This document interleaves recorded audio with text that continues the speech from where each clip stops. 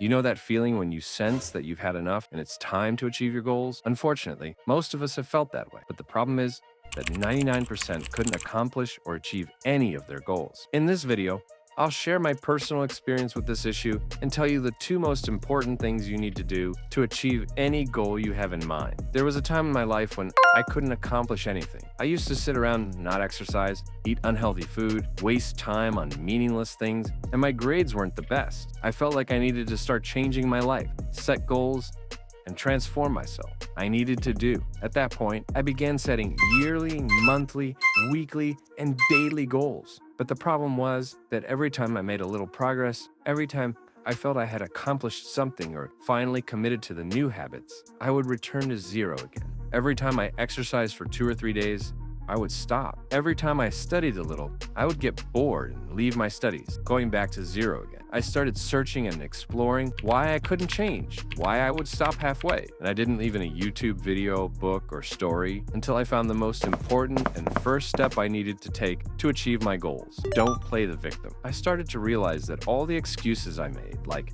I don't have time, I'm not in the mood, or life is hard, had one thing in common. They were all about blaming someone or something else. I never involved taking responsibility. It never crossed my mind that maybe I was the problem, not others. Maybe I'm the one who needs to change, not my environment or anyone else. Perhaps I'm the reason I'm not moving forward and staying in the same place. This idea never occurred to me because when you have a victim mentality, you feel like you're the sad, poor person and everyone is trying to bring you down. Nothing seems to work out for you, and this mindset makes you the main obstacle to your own progress in life. The more responsibility you place on others, the more the problem becomes theirs. And when the problem is theirs, it's harder to control and change it. Why? Because the first step in solving a problem is recognizing. So how could I fix it if I didn't even realize I had a problem? If I blamed others and made it their problem instead of mine, I wouldn't be able to change it because it's a separate issue from me and I can't control or solve it. But if the problem is yours, if the blame falls on you, and if the fault is yours, then when you are the main factor in starting the problem, you will also be the main factor in solving it. You won't stop at a certain point and think that others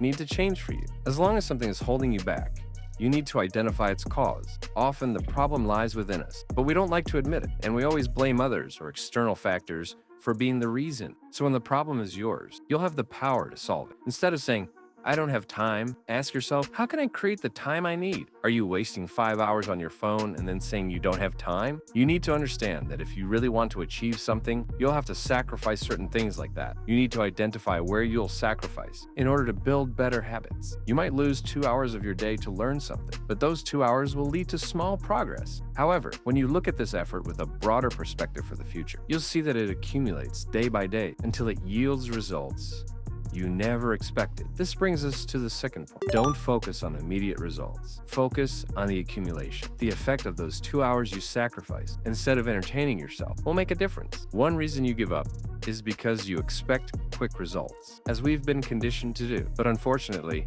this is a law of life. Anything that comes quickly also goes quickly. This idea can be very discouraging. The thought that you'll put in effort for a long time without any reward or result can be a major reason for giving up. You ask yourself questions like, why should I put in the effort if I don't see results quickly? Or why should I struggle and make tougher decisions when I can relax and avoid the effort? The answer is simple, because sticking with it will turn you into a different person. This is a habit most successful people have. Don't expect immediate results. Focus on the process. Focus on the journey, and naturally, the results will follow. The more you focus on the process, the better the results will be. But if you stay fixated on the results all the time, you'll lose your way. To sum up, first, don't play the victim. Take responsibility and understand that you'll need to sacrifice some pleasures and entertainment to succeed in something. Second, don't focus on the results. Instead, try to improve the system and process you follow with each attempt so that it's better than the last.